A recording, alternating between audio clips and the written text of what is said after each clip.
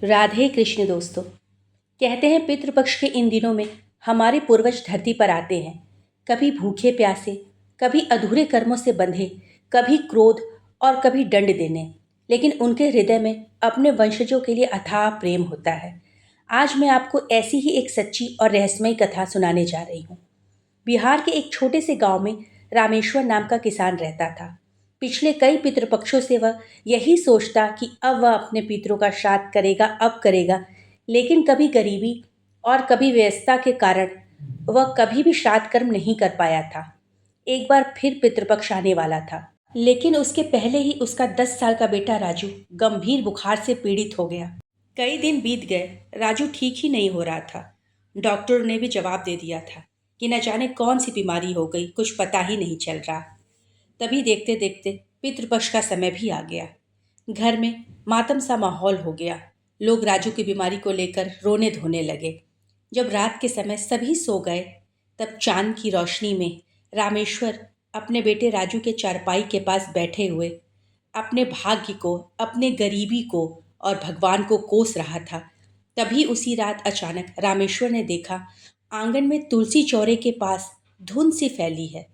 आधी रात को ऐसा देख वो पहले चौंका, लेकिन चांद की रोशनी में उसे 3 आकृतियां दिखी, जो बहुत साफ तो नहीं थी, मगर वे थकी हुई, दुबली पतली, मानो बरसों से भूखी प्यासी हों।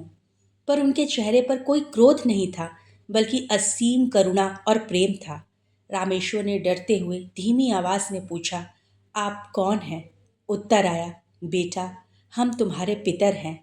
हाँ, हम अतृप्त हैं। हमें वर्षों से जल और अन्न की प्रतीक्षा है, लेकिन आज तुम्हारे पुत्र के प्राण को संकट में देखकर हम अपने आप को रोक नहीं पाए। मृत्यु दूत आ चुके हैं इसे लेने, मगर जब तक हम खड़े हैं कोई उसे छू भी नहीं सकता। इतना कहते ही पीतरों ने राजू के सर पर अपना हाथ रखा और चमत्कार हुआ। बच्चे की सांसें सामान्य हो गईं, चेहरे पर शांति उतर आई। पितर फिर बोले, कल प्रातः हमें जल और तर्पण देना, तभी यह रक्षा पूर्ण होगी, क्योंकि हम बहुत ही कमज़ोर हो चुके हैं। हमारी ऐसी हालत नहीं है कि हम तुम्हारे वंश की ज़्यादा समय तक रक्षा कर सके, तुम्हारे कुल की रक्षा कर सके। याद रखो, श्राद्ध केवल विधि नहीं, प्रेम है। जब हम तृप्त होते हैं तभी कुल की रक्षा करते हैं। अपने पुत्र को स्वस्थ और अपने पितरों की ये बातें सुनकर रामेश्वर ने तय किया कि वह सुबह होते ही सबसे पहले अपने पितरों का श्राद्ध करेगा।